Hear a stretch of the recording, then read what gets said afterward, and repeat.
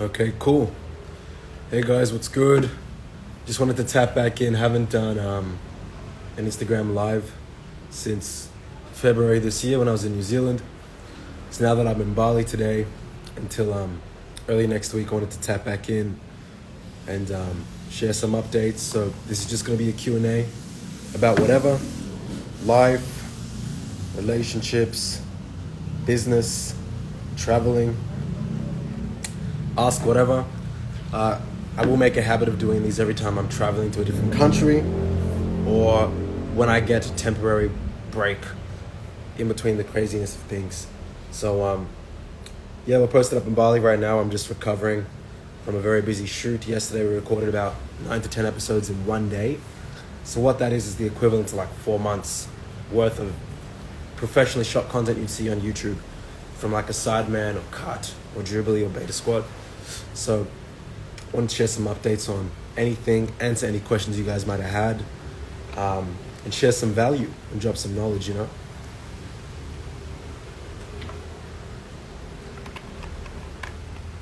It's so warm in here and I've got to go back to Melbourne on Monday. Hey Albin, what's good? How did the episodes go in Bali? How did you manage to pull this every time? Thank you, bro. That's a compliment.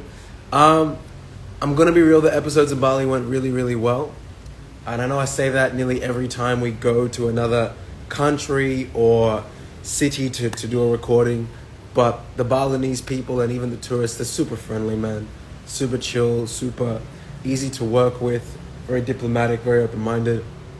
So that was awesome. That's why we could get 9 to 10 episodes done in one day. Like imagine between 10 a.m. We even started a bit late from 10 a.m. to 4 p.m. Boom, like 6 hours, 4 or 5 months worth of content. That's a testament to the people, not myself. How do we pull this off every time? Dude, every time it's super hard. I'm gonna be real, especially when it's a different country.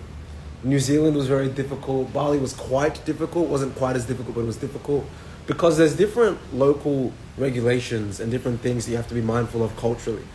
But, by the grace of God, man, we got a good team. Shout out to Merlin, shout out to Yadu, shout out to, the other team members, shout out to Alvi, John, all the team members on the back end that people don't see. But, I'm grateful for the team we have. What's my current occupation? So I'm a full-time marketing agency owner. I run a marketing company. It's called Clientele Booster. I'm running it for Clientele Boosters. I'm running it for 5 years as of July. So happy birthday to Clientele Boosters. Started it in 2019. So I guess my full-time occupation would be managing director of that marketing agency. But then I do have other ventures. I'm a co-owner in a night/event club, majority owner and founder of Quasar Central and The Button Australia, or The Button Asia Pacific, really. I do a few other things on the side. Small investor, not a big time investor, but small investor. So that's what I get up to.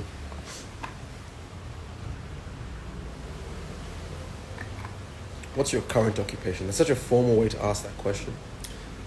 Hustle Internet. I'm 19 and I want to start a business, a small shop for jewelry. Any tips? You're 19. There's a few things you can do. So AI has made life so much more efficient. I use AI daily. Like I'll use AI to make a decision about, friends, women, business, all kinds of things. So I would definitely ask AI for advice first and foremost. Another thing I would do is I would find, especially if it's jewelry, that's e-com, I'd find a specialist in creating brands and pay for their course and learn underneath them. I have someone in my circle who recently just hit his 100K month in revenue in e-com, and he's 20, younger than me. My agency currently is not doing 100K a month. We might in the next couple months, 6 months, etc. But we're not there yet. And what this person did is they paid for coaching, they paid for the support, they paid for the training, and they would they'd stay up late as an Australian, he'd stay up to try and attend the European hours with the calls with this guy. And, it took him now, after 6-9 months being in this program, less than a year, now he's making 100K a month with his e-com business, So one benefit I would say is to make sure that you're paying for coaching, I think that's going to speed anything up, especially when you're doing some sort of brand. So that's what I would say for jewelry. King Mufasa in the building. I miss you, bro. Keep striving as well, brother. I appreciate it. We keep working, bro. Both of us keep working. And my apologies. I know that you have told me about the day, I think it was Sunday, when we could touch base about a month ago. That's my bad. I've just been so consumed with getting Bali done correctly. But now that that's done, and this is not just to you, Mufasa, but also to other people, I'll be a bit more receptive and responsive to kind of getting those catch-ups done. But I do miss you, Mufasa, and that's real, bro. When I'm in Sydney, I'll know who to tap in with. It'll be sometime early next year. See you soon. Albin, how do you relax and unwind after a busy day? I usually will, well, to be fair, yesterday I was sick. Yeah, that's crazy. This is what I'm saying. People don't really understand, like, the momentum that it takes to really, like, get something going is so much, to the point where you can be sick midway and you still, like, I was sick during the, like, I had Bali belly. And for those that don't know what that is, and they'll know what it is, but those that don't, look it up. I had Bali belly middle of the set. And I was like, you know what? Hey, like, I could cut it right now because we've already done 6 episodes. And, like, we're good for 3 months. But I was like, nah, I'm going to turn up even more. And we're going to get another 4, 5, 6 episodes done. Because I'm sick. And because I'm Dami. And I'm Dami Okadara, so I have to get it done because I am sick. I have to stand on it. That's who I believe I am. You know, so that's a bit digression. So I'm still hyped up from that. But how to unwind, I still work. I just do lesser intensive work, like admin. And I'll celebrate a win. Yesterday, I had this great steak. Ooh, so yum. It was like lambs and like ribs. Me and my business partner, Melanie, we went to this place. We had steak and it was like, and I had like lychee cocktail, whatever. That was really delicious. So I'm still a foodie at heart. So I celebrated with good food. And then, you know, we went to a beach club. We had fun there. But at the end of the day, I still got my iPhone. I'm still working, checking Slack, making sure our new clients are onboarded well and safely. So I celebrate the win and I'll turn up, but I'm still like accessible work-wise, just at a lower rate of I guess, work. Okay. Yeah, Mufasa, we'll tap back in, man. And especially when you're in Melbourne, bro, you already know who to hit up. I appreciate your support, man, for real. 11:22. Oh, Nick. Bro, good to hear from you, man. I definitely wish I hit you up, bro, because coming to Bali for the first time, there were so many mini things that I wasn't aware of that probably could have been made faster if I had gone through your service. But anyway, the craziest thing that's happened during the recording of an episode, if you're talking about in general, we've had a few dogs appear out of nowhere on set, and TikTok loves dogs. So if you have animals appear during video, let that actually keep rolling, don't cut. We've had some crazy confessions. Some people, it's interesting, what I've noticed is really introverted people, when they're on camera, tend to be tend to be a bit more extroverted. Very extroverted people, all of a sudden can get shy. So what I mean by that is, I'm not going to mention which character, but we had a contestant in Bali, as an example, say, this happened, you know, you'll see it on the episode. And he basically reveals that he got cheated on, and that his ex passed away, and then he met the person that she cheated on him with after she passed. Like, very dragged stuff, because people just get sometimes more honest when, you know, there's a camera, and anyway, there's a psychology to it. But yeah, there's a lot of crazy confessions that happen during episodes. A lot of pets rock up as well, but that's what I'll reveal. There's some other stuff that doesn't make the camera, because it can be quite vulnerable, especially when we're doing more controversial topics. But yeah, that's my political answer for now. 6 foot and never done a single day of fitness. Any tips to build muscle? Bro, I mean, I'm not super jacked at the moment, to be honest. I'm keen to get back to Melbourne to get a pump in. I might pump over the next 3 months, add another 3, 4, 5 kilograms on me.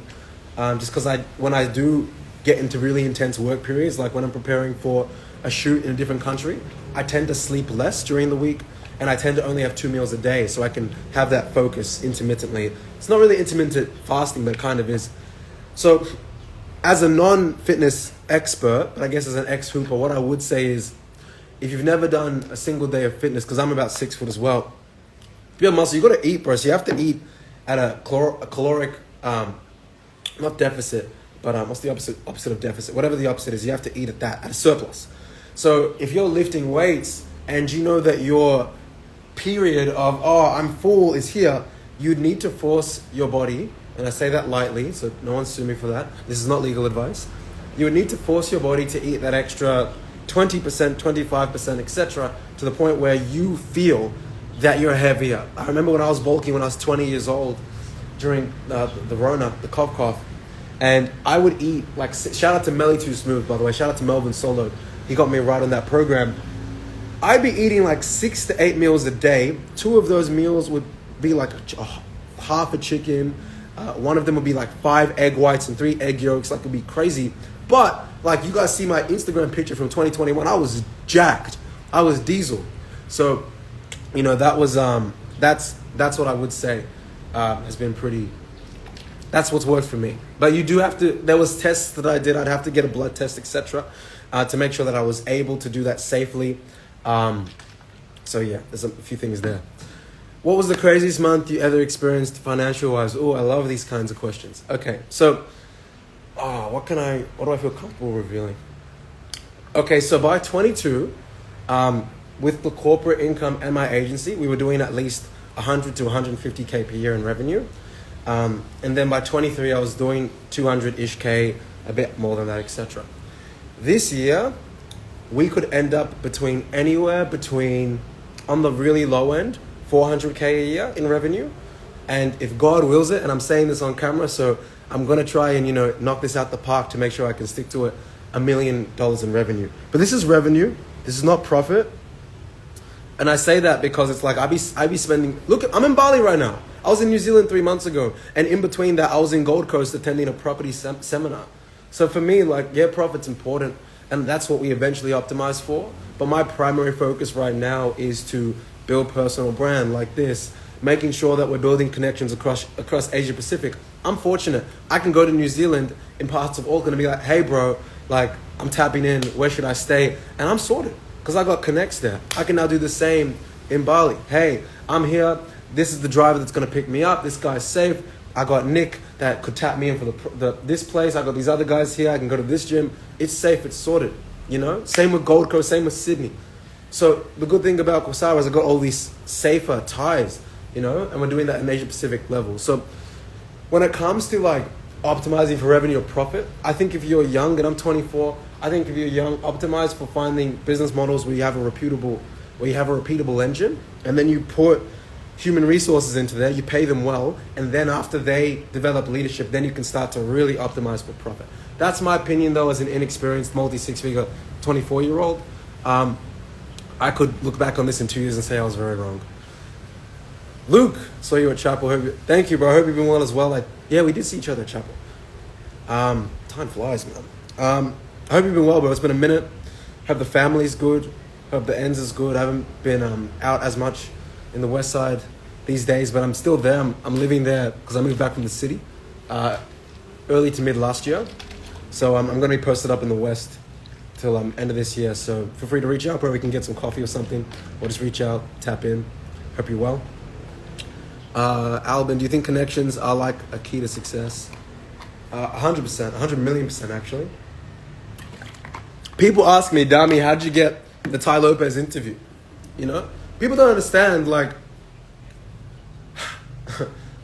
to get into someone like, to even get access, to get Ty Lopez to even respond to like an Instagram DM, like you think about it this way. Let's just say there's a circle, right? And then at the middle of the circle, there's like a marble. I see connections as you want to get to the marble because everyone wants the marble.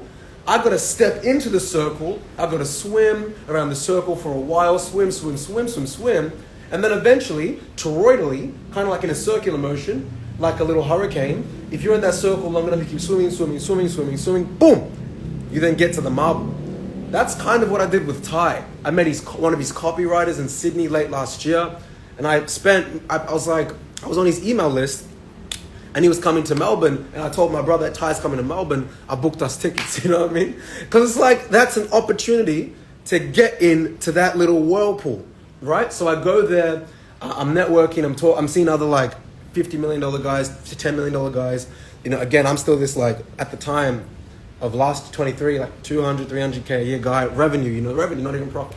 So these guys are bigger dogs, but I pay for Ty's biggest program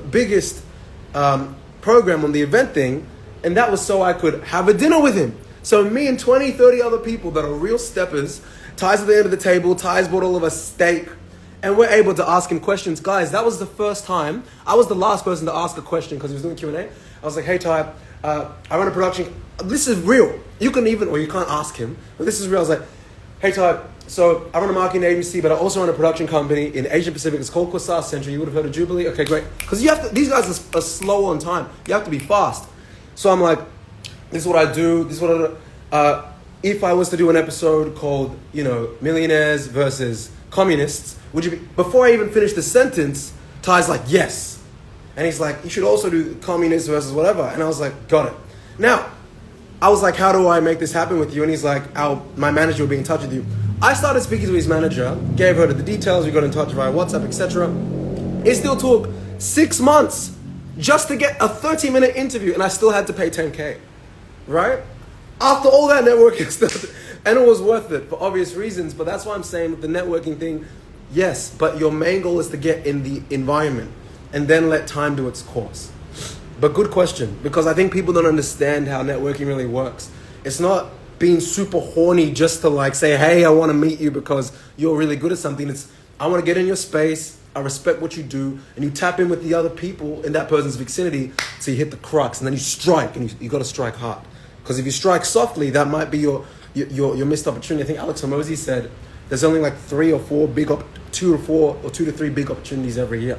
So that's why for me, even if I'm celebrating a win, like yesterday, having great dinner with my business partner Merlin, or going out, to one of the beach clubs, I'm still getting my phone on so I can be prepared for an opportunity, All right, missed the question.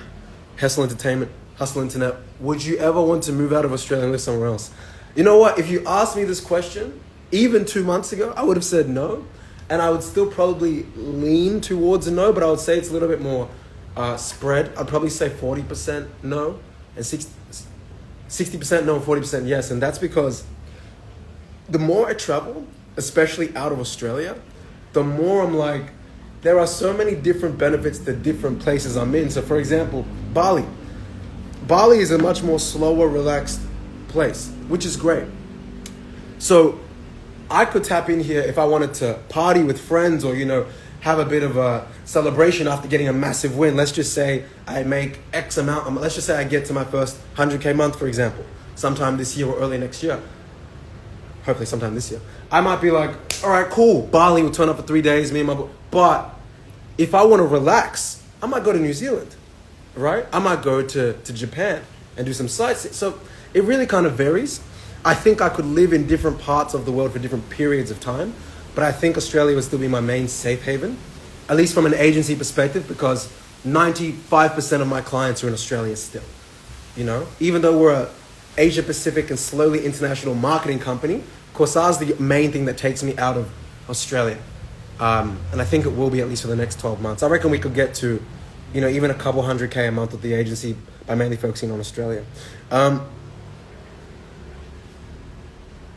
Don't you think these wealthy individuals... So Albin just said, don't you think these wealthy individuals with their programs are sometimes just rip-offs? Yes and no. So it's like discernment. So I could look at this bottle and be like, oh, it's just a bottle. This is not worth looking at. But then I could also look at it and be like, this can store water, this can store Gatorade, this can store electrolytes, this can store whatever. Therefore, this has so much use. So it's within the eye of the beholder. I think a lot of people, when it comes to courses, they're looking for literally the easiest pathway to financial or freedom success. But by 20 years old, I took 35 courses online. Right? People don't really understand how much effort it really takes to even get some momentum. By 20, I wasn't even sustaining 10K a month to 20, not sustaining it. I was getting fired from different jobs, 4 weeks, 6 weeks, and I already took 35 different courses. Now, were all of those courses good?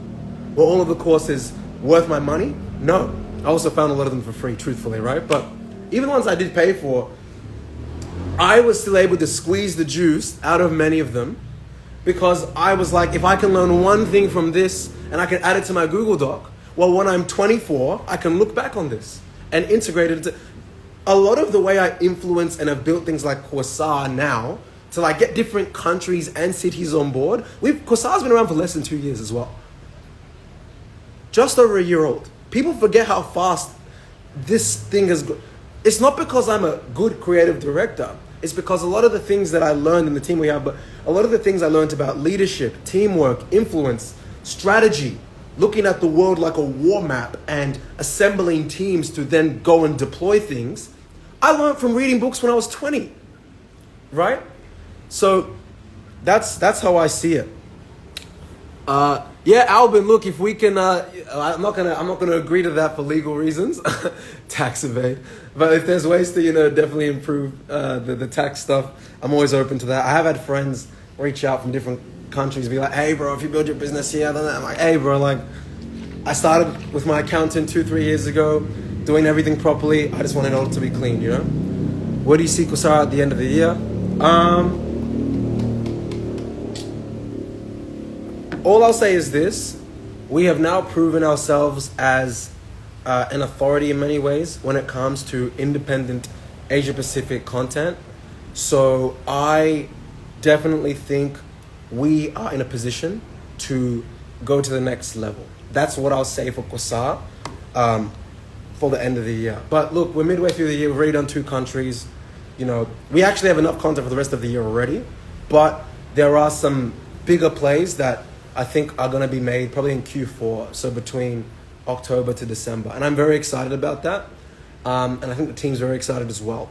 But that's going to be a conversation we're going to have internally in August. And it'll be a good conversation too. Add me up. Farai wants to interview me. All right. I've never done this before, Farai, but let me give this a try.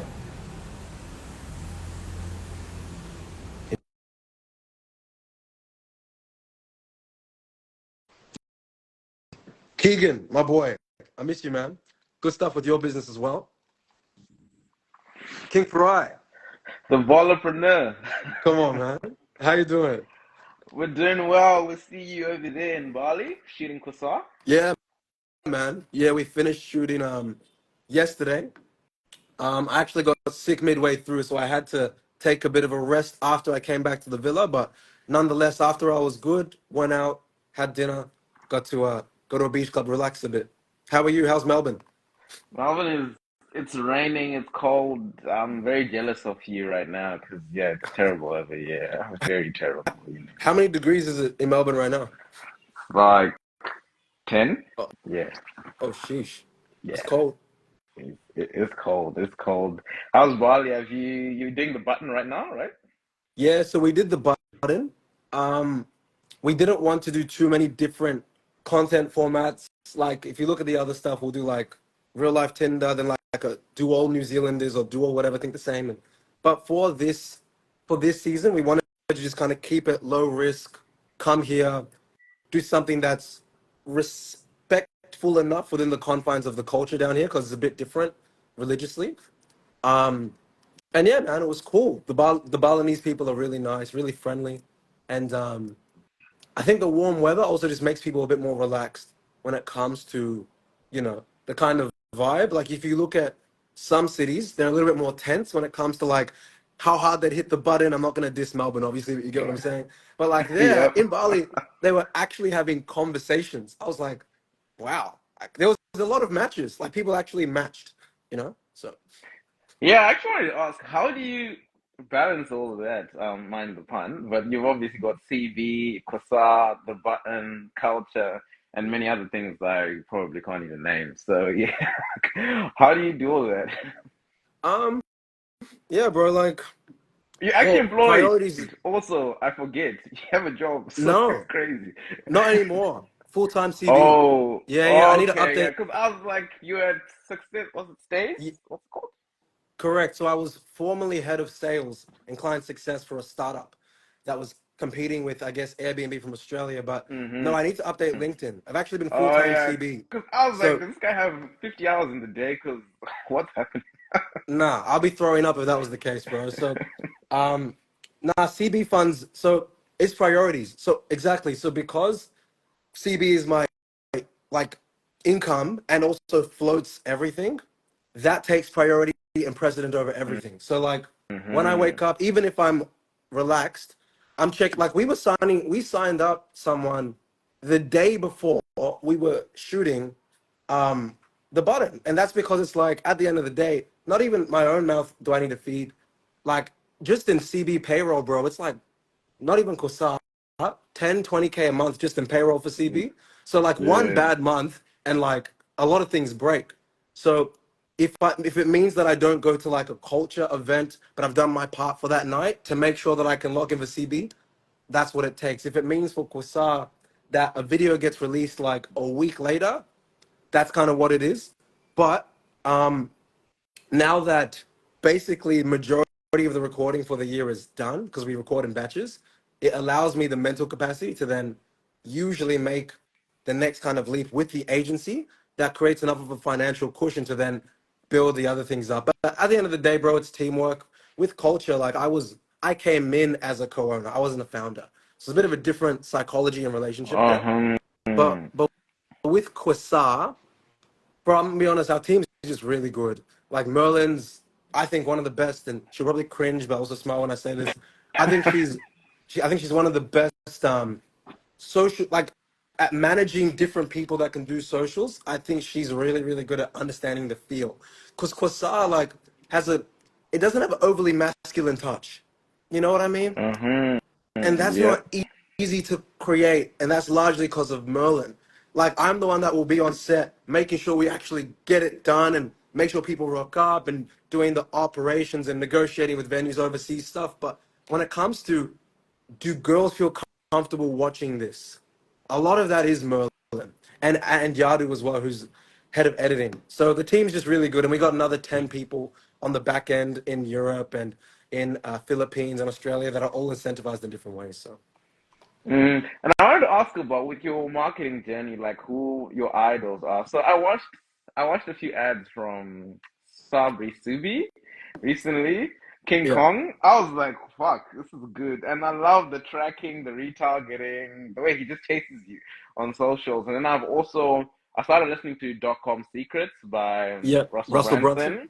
Yeah, Yeah, yeah. Brunson. And I was like, wow, this is crazy. Click funnels and all that type of stuff. So like who were like your I guess your inspirations when you got into the marketing? Who are you listening to? Uh, Ty Lopez, Sam Ovens, Alex Becker. Um, Sam Ovens co-owns Skool with Alex Hormozy. Mm-hmm. Um, I watched a lot of Sam Ovens. I think all of their courses as well, of those names I just mentioned. I took all their courses. Maybe not Alex's, but Alex Hormozy was an inspiration. I was watching him when I was younger, even before he really popped off. Um, oh, so many names, bro. There's Instagram, Cole Gordon, um, a lot of Grant Cardone, bro. Patrick Bet David Mm-hmm. and I remember being 20 or 19 in Starbucks, recently fired from a job at this time, and um, I would bring a whiteboard and I would map out the goals for the year. And as I was doing that, I would be listening. Like the block on the day was just to listen to like 10 sales videos from Patrick Bet David. So yeah, PBD has been even the way I storytell, a lot of that has been influenced by Ty Lopez and Patrick Bet David. But yeah, Grant Cardone, I've read a lot, if not all, most of his books. Russell Brunson, I've read his stuff. A lot of them, man. All the above. Okay.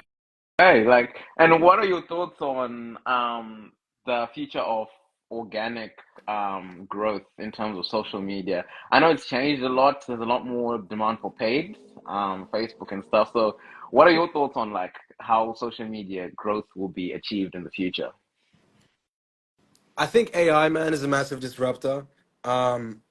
Like I've got friends in the startup space that are really advancing that tech, and I know that they're about to take out even aspects in a way of my agency, which is why I'm focusing on mega communities because that's our USP.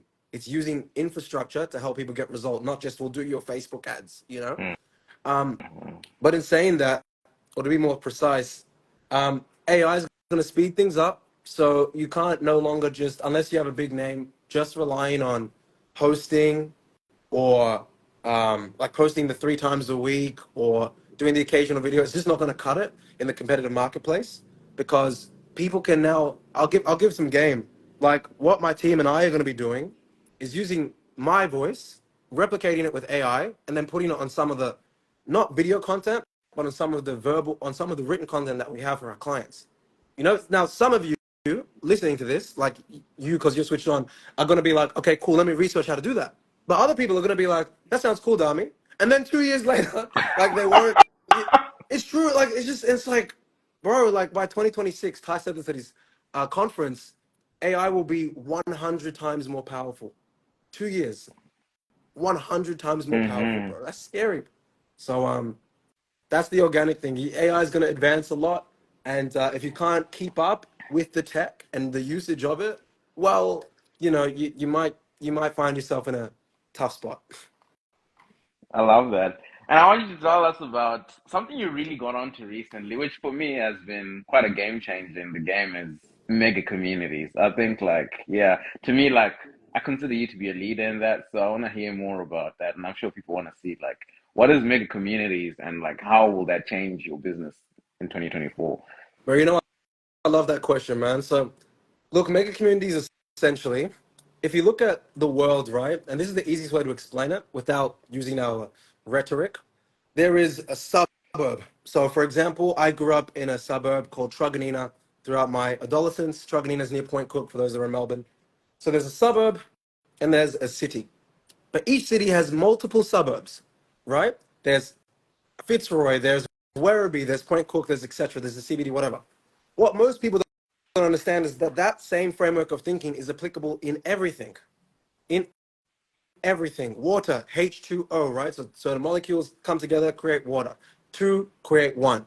Cities, 50 suburbs create one city. Then a country, 7 states or 50 states or whatever create a country, right? Multiple continents create the world. What people don't understand is that business resembles war and it also resembles what was the second one I learned about? It also resembles biology, right? So, for example, if me with Quasar, and this is the thing with leadership, because people were like, I got told by one of the camera guys that are helping us in Bali, he's like, bro, you're like a psychologist to get all these people that have never met you on stage and comfortable. I'm like, it's not about, well, yes, it's about psychology. It's not that I'm a psychologist. It's just that there are certain human principles that stand the test of time. What are some of the core motivators of humanity? Fight. I'm not going to swear because I won't probably see this, but fight, sex. I was going to say fuck. Anyway, fight, sex, and sleep. So when you're watching Jubilee or you're watching Quasar, no matter if you're far left and you want to vote for Joe Biden or Kamala Harris in the US, or you want to vote for Trump, you can relate to someone getting rejected for their looks. It's primal. So with Yeah. mega communities, it's like, well, if if you have a business and there are different sophistications of people that want to purchase from you. So there's the person that can't afford you but wants to learn from you, content. There's a person that can afford you a little bit, give them an ebook for $7 and then follow them up via email. There's someone that can afford your service, maybe it's mid to high ticket, 300, 5,000, 2,000, 500, whatever. That's, whatever. Okay, great. Now you have that as the MRR. Recur them monthly because they'll need you. They can afford you. Now you have someone that's super high ticket that doesn't care about money. Have a $10,000 product where you can consult them for 6 months, right? So, and then have something that's super expensive. So what people think about is just linearity, and they only think about what's one thing that can fit one avatar. But a mega community and society isn't one avatar. It's a bunch of avatars with different cultures, with different mindsets. So that's how we approach our marketing. And truthfully, that's what's really helped us, even with this whole cost of living crisis, still have a good chunk of clients.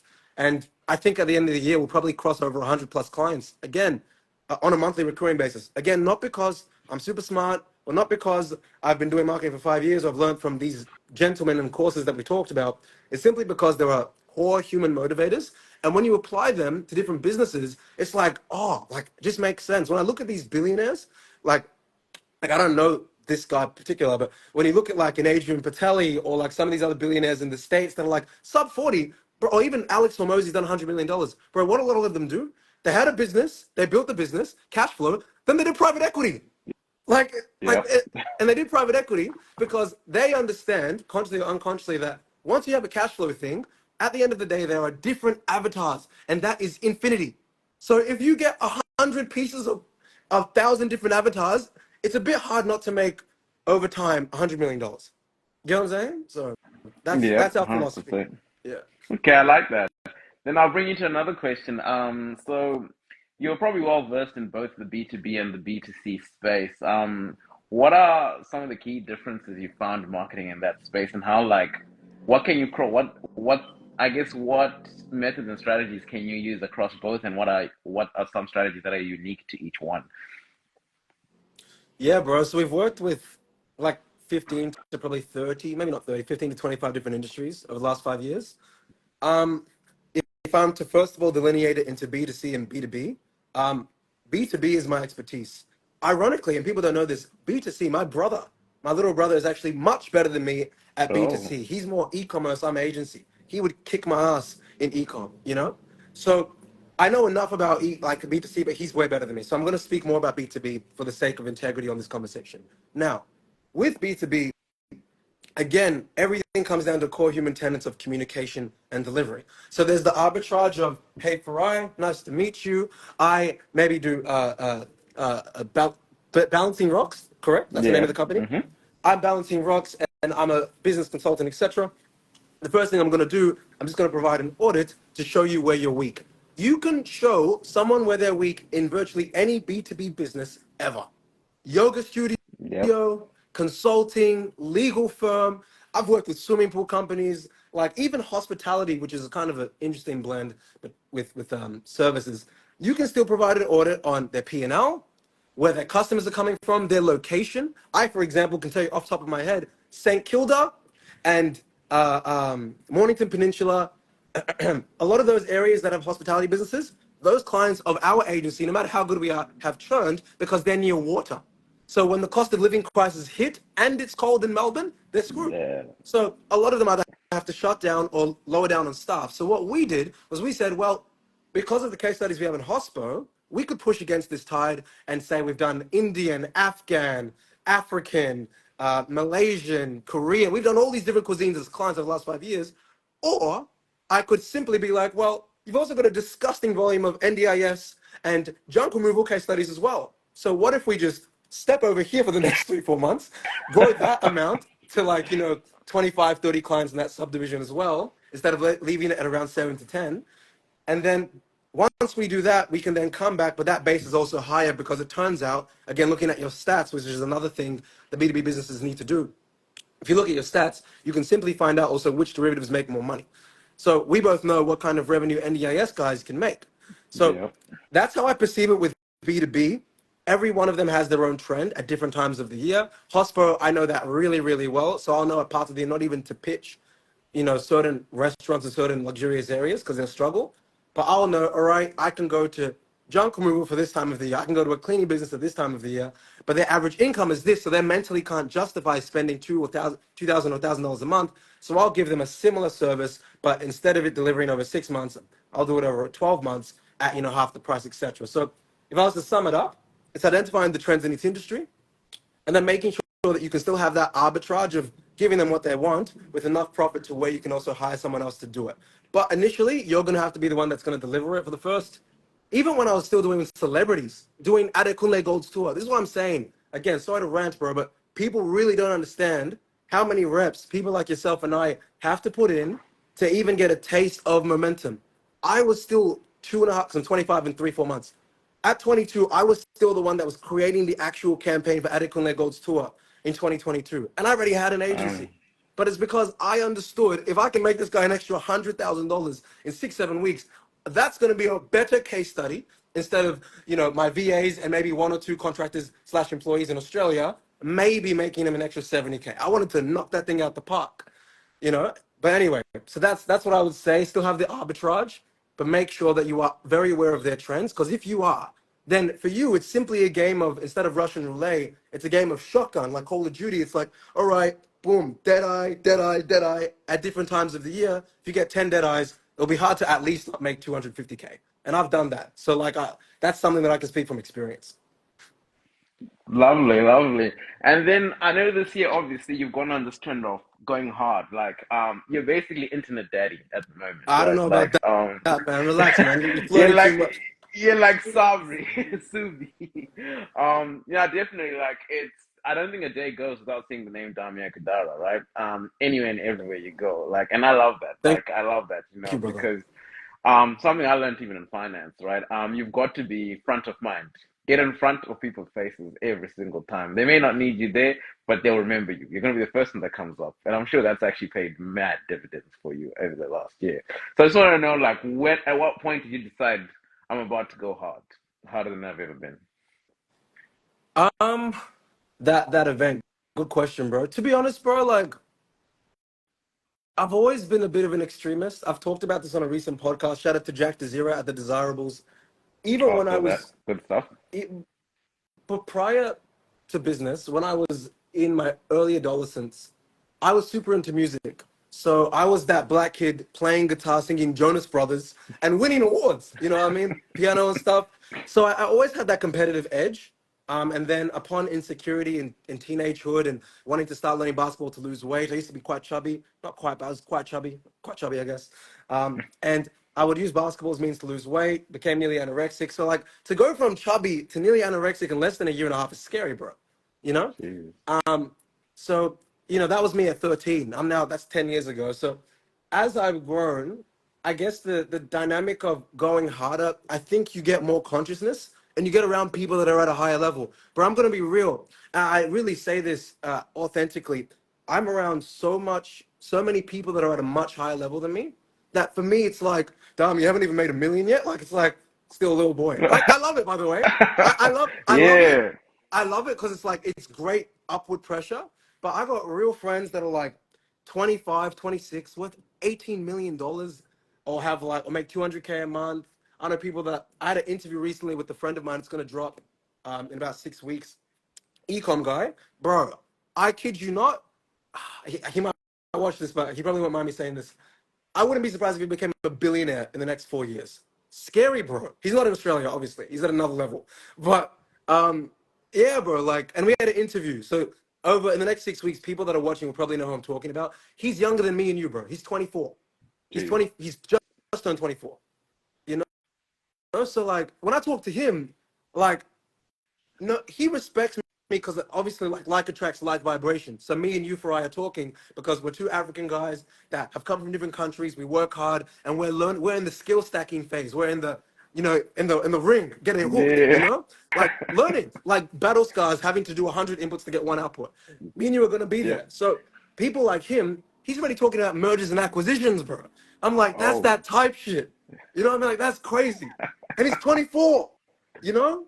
So when it comes to the go harder thing, as I've gotten older, yes, I'm going harder. And I do go hard, especially when I do like these international shoots, because a lot of energy is required psychologically and emotionally to manage all these different personalities, etc. But I have learned to also be a bit more potent with my energy. So I know that if I really sit down and I'm not distracted by girls or I'm not distracted by friends and I'm sitting down for 2 hours and I am in Dami Okadawa is only focusing on cold calling for 2 hours, someone's making money today. That's if I really, really am locked in though. If I'm half and I'm watching a YouTube video, which I still do, watch a YouTube video while making calls and managing a client issue and this client churns and this client. Don't get me wrong, I might still close that month 4 or 6 new deals, which is not what we're used to because of cost of living, but that's still a blessing to be honest with you. 4 or 6 new deals a month. Well, I know that that's good, but I know that I can also do that in a week because I've closed seven clients in a week before, multiple times in the last 12 months. That's a lot of money made. That's a lot of new revenue made in a week, in a month. So Hmm. that's my answer. Yes, you get more conscious, but you also learn how to kind of like the avatar, like manage your energy more potently, and I think that's way more powerful than just, as we both know, reps, reps, and reps. Yeah, you want to go reps with direction, right? Like, you want to know exactly where you're going. Because there's one thing to just go hard at something, but it's another thing to actually have direction in when you're going hard, right? Correct. Okay, then I know you discussed this with Ty Lopez on that interview, outstanding interview, by the way. The personal brand, right? Because I think I remember he said something like, I think the next or the first trillionaire will be a personal brand, right? Do you want to elaborate more on that? It's now people want to see faces, they want to know who you are, right? Because I remember when I was doing startups, I got taught that, hey, people trust you before they trust what you're selling. You can sell a half-baked product, but you need to be fully baked, right? Because we're humans. We know humans, we don't know products, right? It's easier to Mm. understand you than to understand what you're selling me. Yep, I agree with you. And look, I was shoved the same rhetoric down my throat as well, even from people that I respect. So the thing is with personal brand, truthfully, what they're saying probably could have been correct, but AI is just changing. Okay, so I'll break it down very concisely. I think it was Ty Lopez said this as well. And you want to listen to a guy that's worth nearly $1 billion, right? Um, the only two things that will remain essentially in business in the next decade are two things. Ready? AI and personal brand. That's it. And once Yeah. I heard that, I was like, damn. Because even the business models that we love, agency, consulting, um, e-commerce, at the end of the day, it will be AI and personal brand that will remain. So we better build our personal brand. That's why for me, I've been overspending. Like I haven't been that profitable with my agency this year because I would rather spend exorbitant. I would not be surprised if I got to 20 to 25K a month in expenses just in the agency by October, bro.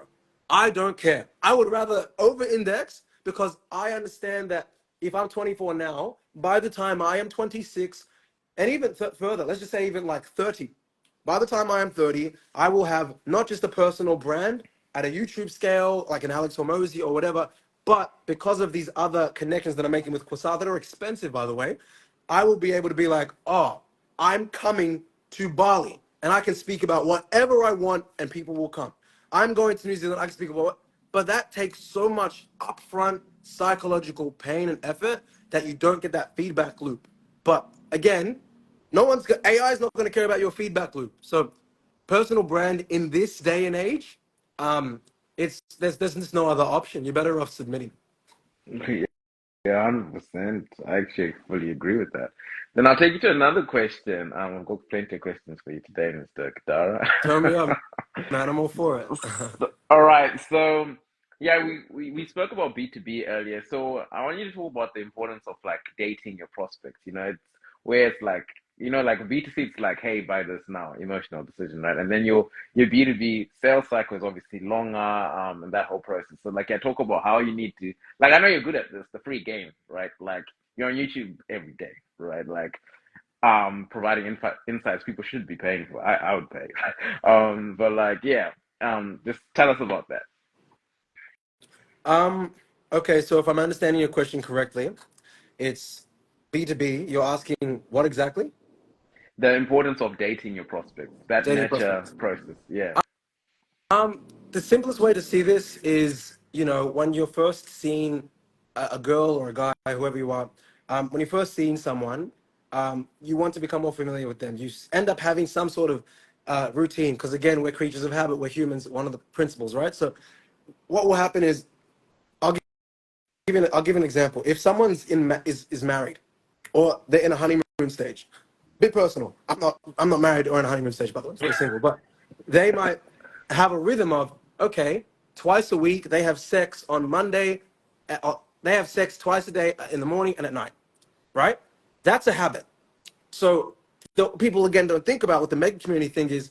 If there's a habit and humans love habits, why don't you have a habitual email? Why don't you have a habitual social media? You just told me, okay, you see my YouTube videos every day. Bro, every time I miss one day, I get on my team's ass, man. Because I'm like, guys, habits.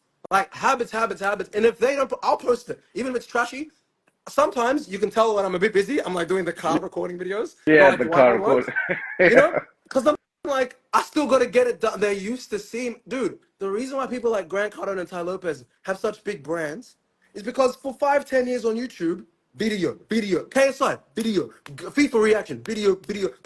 So you become accustomed and you feel like you know them.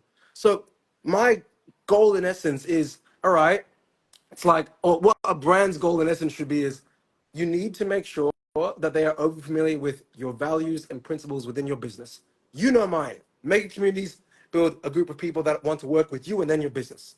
Like, and Mm-hmm. I'm harping on different aspects of that, on and on and on and on. And I'm saying, such the school group, just this, the same thing. So you need to repeat things for humans to really capture it. Otherwise, it's in one ear and out the other.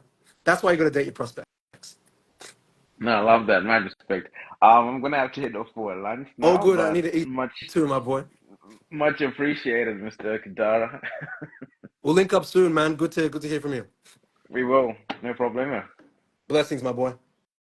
Cheers. Cheers.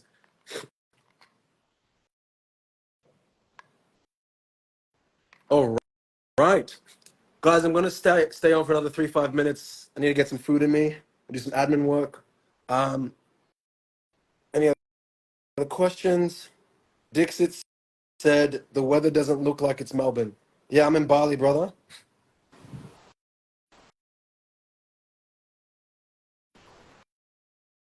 Okay, looks like that's it. Guys, have a great Saturday. One love. Speak soon. Take care. Think big. Think mega. Bye bye.